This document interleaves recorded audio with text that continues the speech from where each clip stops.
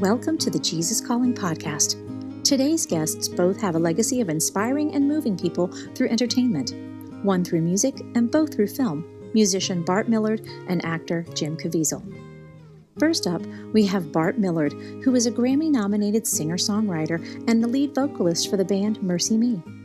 His mega hit, I Can Only Imagine, has inspired millions of listeners with its joyful anticipation of heaven. Bart has now written a book about his life, which has also become a major motion picture that released this month in theaters. I'm Bart Millard. I'm a lead singer of the band MercyMe's for the last 24 years. Married my wife Shannon for 20 years and have 5 amazing kids. And somehow I've worked my way into having a movie come out about my life and a book and all kinds of stuff. So here I am.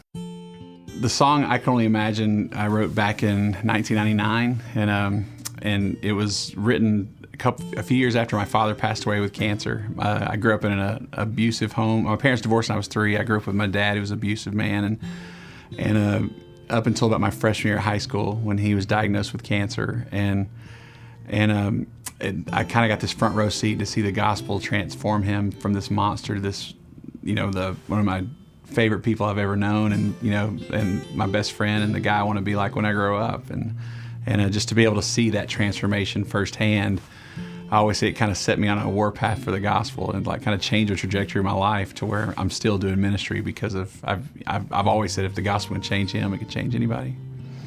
If someone had asked me, who's the one person that God cannot reach, I would have said it was my dad 100 times out of 100, and just never, had no idea of the transformation that was literally taking place right in front of me over the about 4 or 5 years that he was alive. And if someone had told me when I was a freshman in high school, by the time you're a freshman in college, he is going to be your absolute hero and the greatest example of Christ that you'll ever know, I thought there's no way. And only God could have been a part of that. He never went to church. We grew up going to church when I was young, but he stopped going.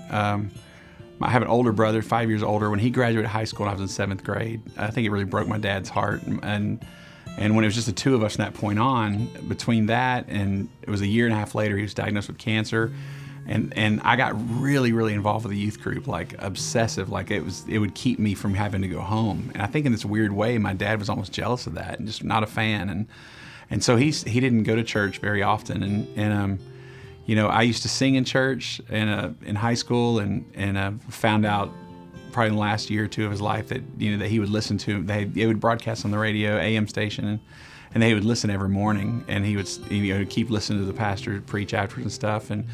And yeah, just over time, I didn't know we owned a Bible in our house, and I would find him falling asleep with his face in the Word every night, and I could hear him praying for my brother and I, and my mom, who divorced when I was 3, on a regular basis. I'm like, what in the world's going on? And so even though I was involved with church and I love Jesus, I was kind of oblivious to that this was taking place. I wish I could take credit and say that I did something, but I mean, other than him listening to me on the air, it was never, I was so afraid of him, it never crossed my mind to think that he had a chance. Maybe it's a prophet being without honor in his own home. I don't know, but it was just I never thought it would be me because I was so afraid of him. And for a long time I didn't trust.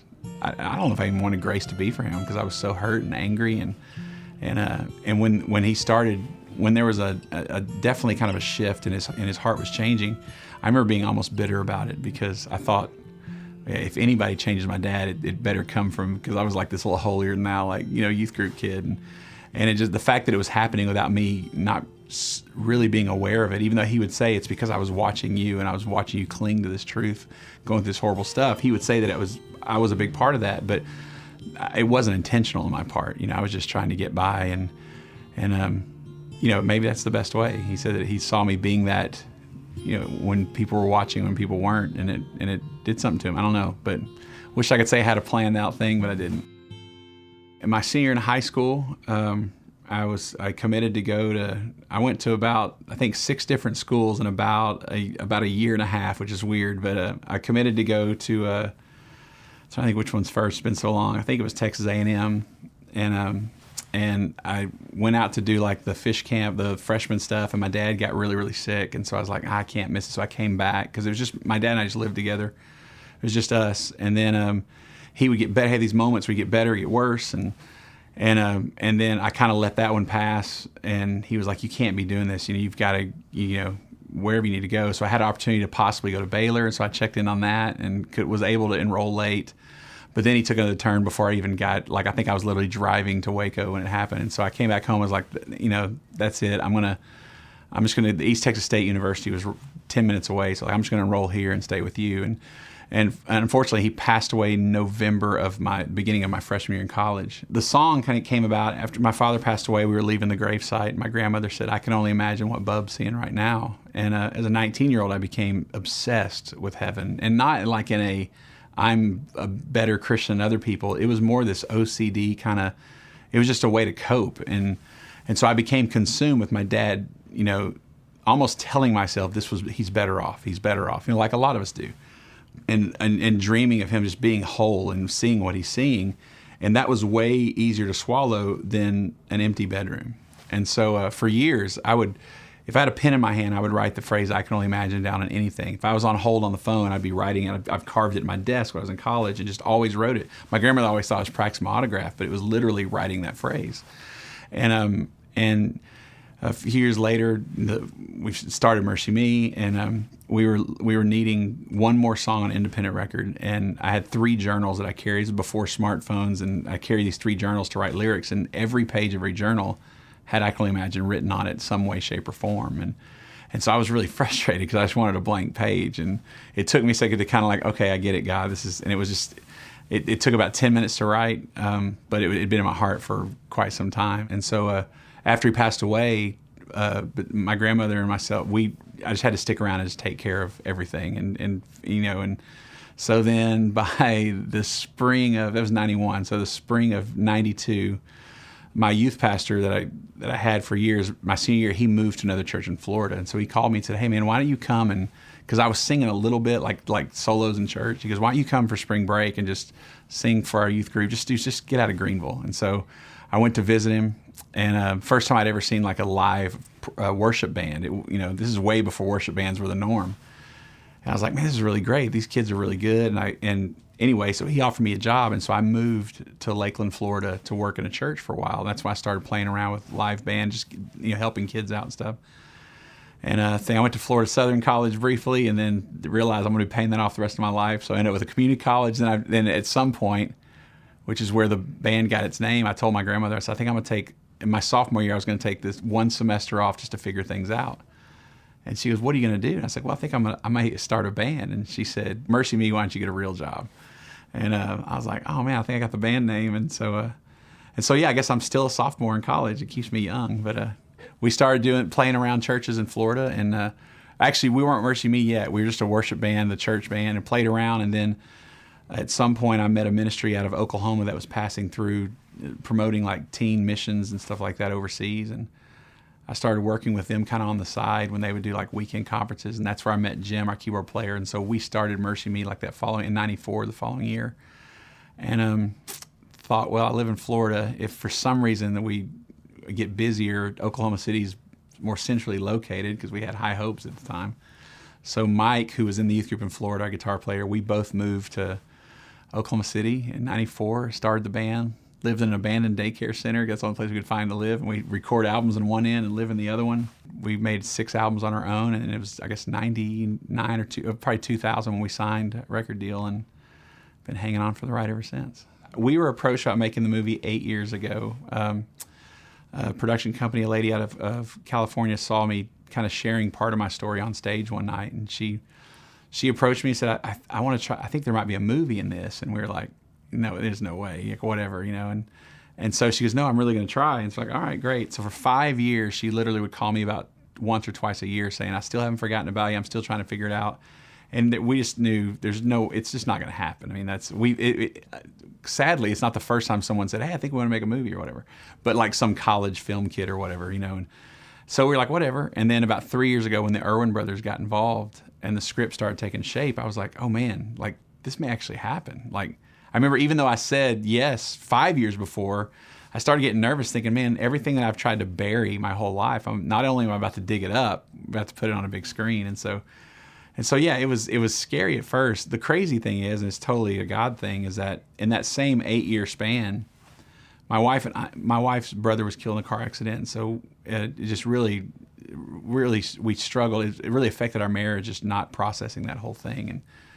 And so about that same time, 8 years ago, separate from them wanting to make a movie, we started going to grief counseling. And this godly counselor, she started showing me how my childhood was attached to the way I react to things and who I am as an adult. And I just avoided it like it never happened. And so we started unpacking this thing within those first 5 years, completely separate from the movie thing. So by the time that they approached me, 3 years later, or 5 years later, when they said that the script started taking shape and the movie was going to happen, I can honestly say that I was in a healthier place to where if it had happened any sooner, I would have been a train wreck. I wouldn't have been able to do it.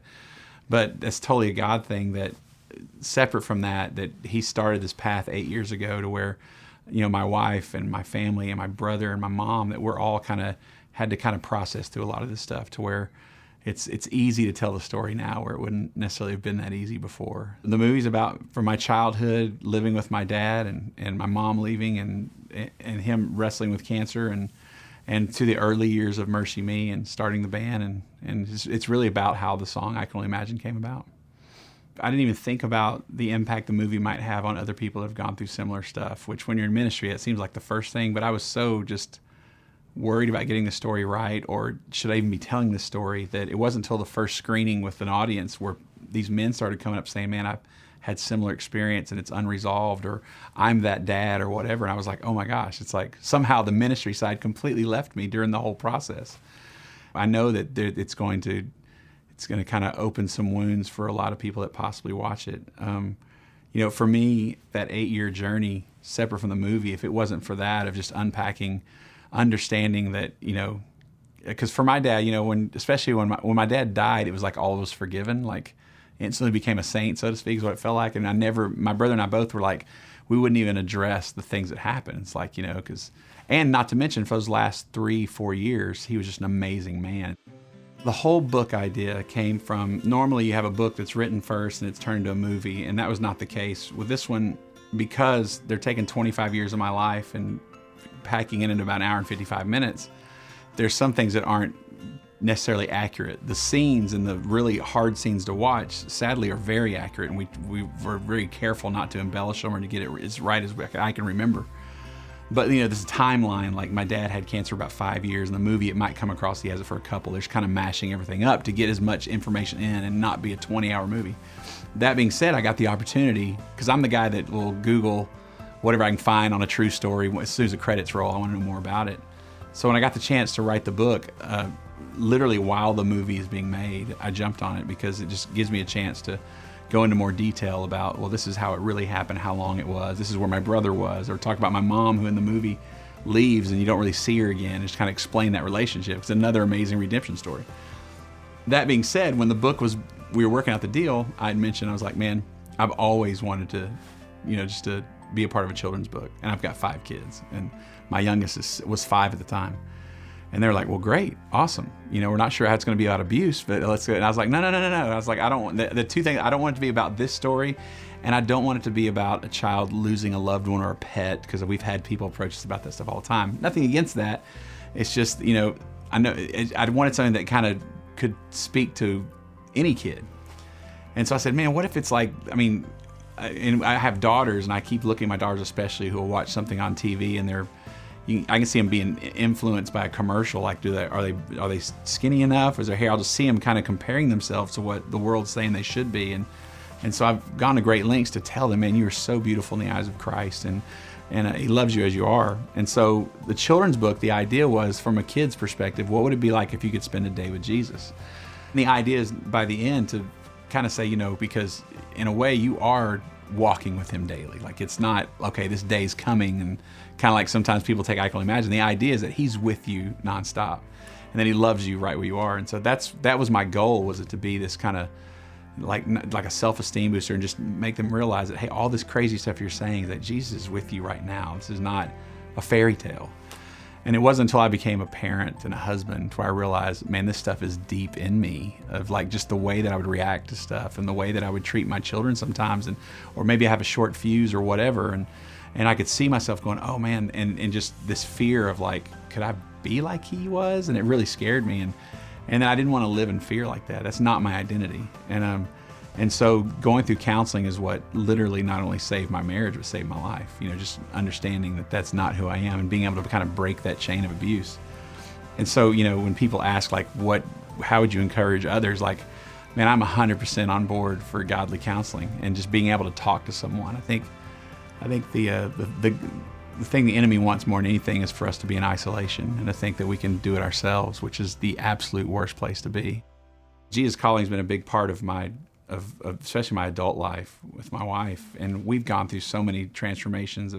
I grew up in a very kind of legalistic system, if you will, growing up, and really maybe because of how I was trying to please my dad my whole life, I just kind of transferred that to God, to where I felt like I had this holy to-do list of things that I had to fulfill, and if I could spin enough plays, jump through enough hoops, that God would maybe see the good more than the bad. I mean, it's why I started a band and became the overachiever. And I was probably 40 when I just hit a wall. I was like, I can't do it anymore. There's got to be more to this than just being better than other people at this. And that's when I think I realized, and not to mention, we're at the height of our success, and just feel like at times my family's hanging on by a thread because I wasn't present, and just going through depression of losing a loved one, and a lot of things just kind of happened at the same time. And just wanted to quit. Didn't want to be a professional Christian anymore and stand on stage and talk about this every night. And we were just finishing an album called The Hurt and the Healer.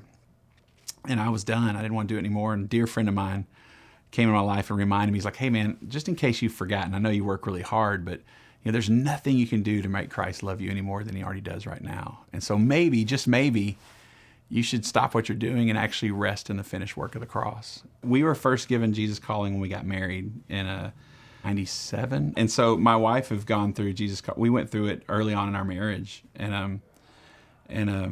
Yeah, it was like between this and my utmost for his highest, it's all we kind of cling to for quite a while, especially before we had kids. Then we may have clinged to it more when we had kids, because that's when we needed it the most. It's definitely a God thing, to where there was multiple times to where just uncanny how there would be days to where it's exactly what I needed to hear. And I know that could sound vague and like, of course, like have a good day or whatever. I was like, no, you don't understand. Like, some of these days in this devotional are, for me, felt very specific, and it's gotten me through a lot.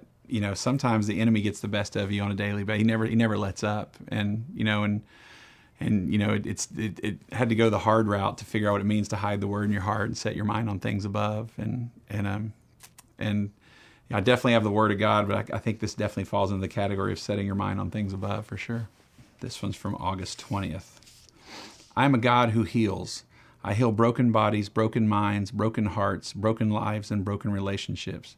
My very presence has immense healing powers. You cannot live close to me without experiencing some degree of healing. However, it is also true that you have not because you ask not. You receive the healing that flows naturally from my presence, whether you seek it or not, but there is more, much more, available to those who ask. The first step in receiving healing is to live ever so close to me. The benefits of this practice are too numerous to list. As you grow more and more intimate with me, I reveal my will to you more directly. When the time is right, I prompt you to ask for healing of some brokenness in you or in another person.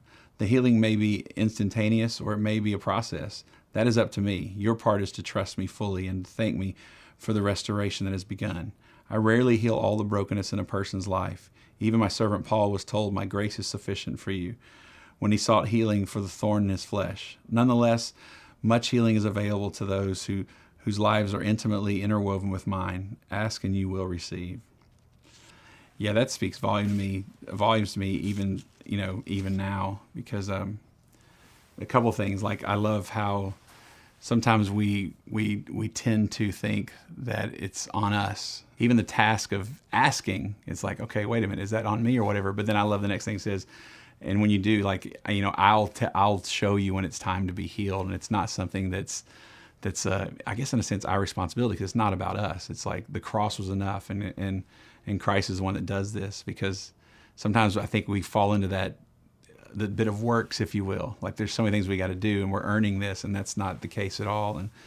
And so yeah, it's that resonates on multiple levels. Not only with the obvious story of, I can only imagine, my dad, but as a parent, I mean, I'm still writing songs that kind of revolve around the concept, because my oldest son was diagnosed when he was with diabetes, type 1 diabetes, when he was 2. He's 16 now, and And we just wrote a song not long ago called Even If. It's all about having a really bad day and just continuing to be reminded that our lives revolve around this dumb illness. And I love the part about, you may not heal it all. To me, I would say that suffering is almost a gift, because even with the movie, I remember when they first wanted to make the movie, I said, look, we have to show how bad he was so that the redemption, that part of the story, is not watered down.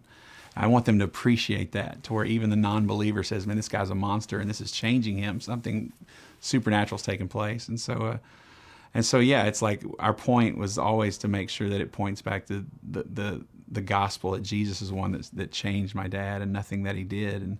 And this definitely resonates with kind of the season I'm in, not only promoting the movie, just being a parent, being a husband, and having to be reminded every day that it's never been about the stuff that I do, thank God. I got way consumed with trying to please him instead of trust him. And I got to that point, like I was like, you got to be impressed with me, God. I'm juggling all this stuff at the same time. I'm way better than the rest of them, is what it felt like. And I was losing everything around me. It felt like that was dear to me. And so I thought at the time that meant I was definitely quitting the band. Like, you just told me, stop what I'm doing, rest in the finished work of the cross. I'm heading the right direction. And then the craziest thing that happened, my wife and I would say that we got to a point in a healthy way of just not caring, like what maybe the record label or radio or people thought we should do, because my identity was the MercyMe's machine. It's like, trying to follow a hit like I Can Only Imagine for your career and don't derail it. So many families are dependent on you and stuff like that. And I was just done with it. And we got to a point where we didn't care. We're like, you know what? This stuff isn't important. This is an overflow of a healthy relationship with Christ. And if that's not happening, then what are we doing?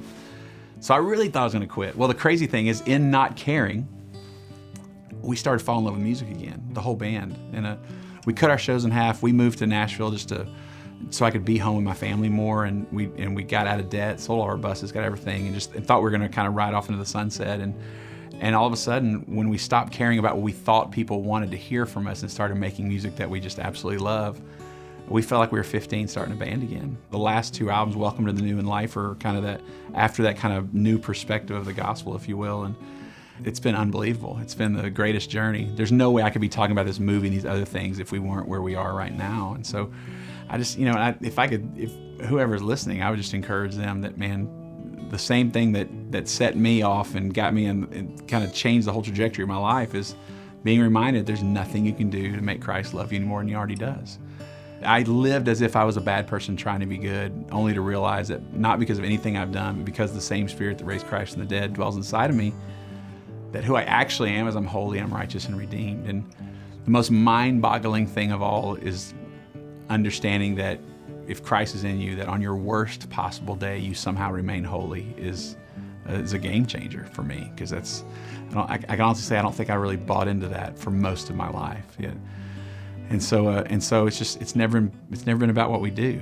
If it is, I better die on a good day. But I don't think that's the case. His desire is for us to enjoy every second of our life, and through the good and the bad, and live a Spirit-led life to where it's like every second's an adventure. For more information about Bart's movie, I Can Only Imagine, visit icanonlyimagine.com. Look for the DVD version of the movie coming soon to a retailer near you. Bart's book about his life and his children's book, also entitled I Can Only Imagine, are available wherever books are sold. We'll continue with the Jesus Calling podcast after this brief message about a free offer from Jesus Calling. Are you looking for a way to keep track of your daily prayers along with Jesus Calling? The Jesus Calling Family Prayer Calendar goes right along with your daily readings from Jesus Calling. Each day begins with a guided reflection, followed by a space for you to fill in your prayers of thanksgiving and special requests. You can get your free Jesus Calling Family Prayer Calendar by visiting jesuscalling.com/offers. Visit jesuscalling.com/offers to download your free family prayer calendar today.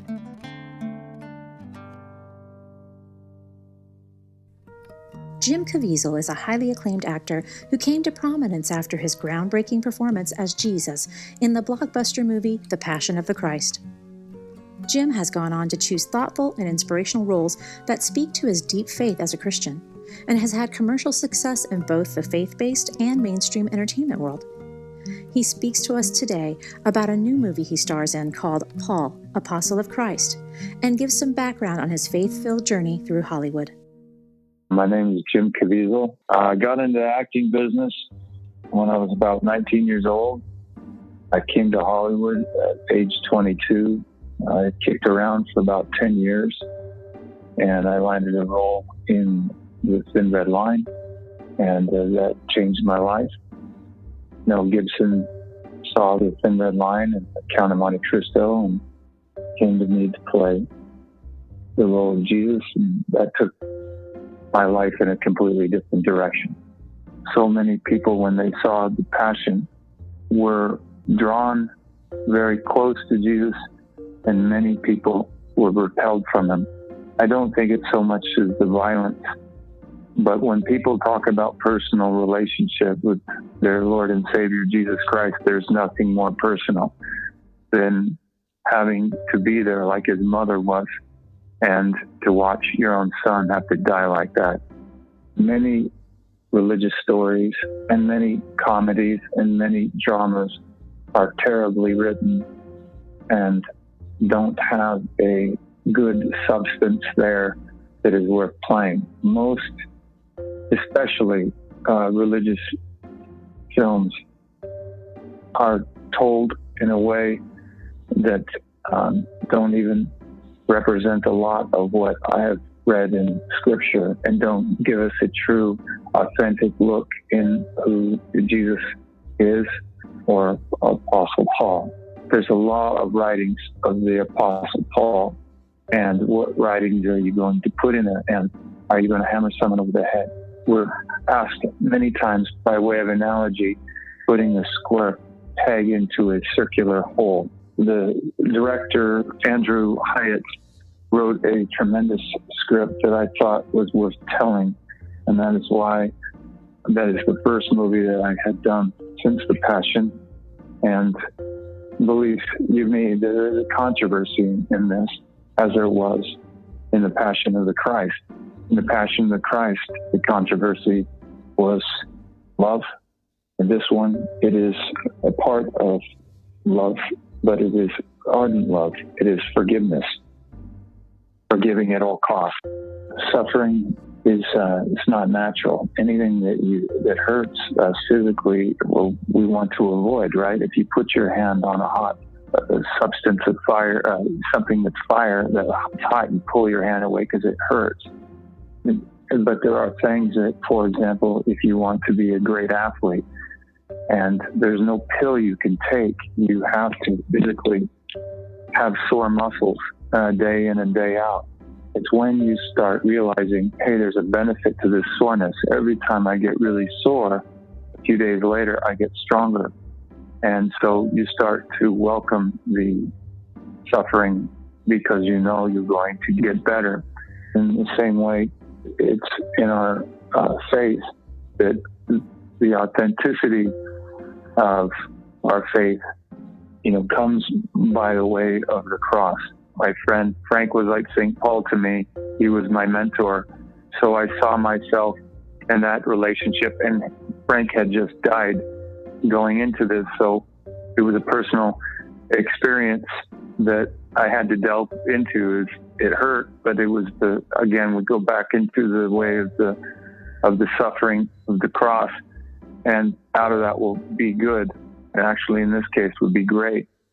The other part was that, Luke is reminding me of many of the people here in this, that are in the industry that don't know anything about God, that have never read the Scripture or anything, but have been lost. And Luke is a guy who's got his life made. He's a doctor. He's successful.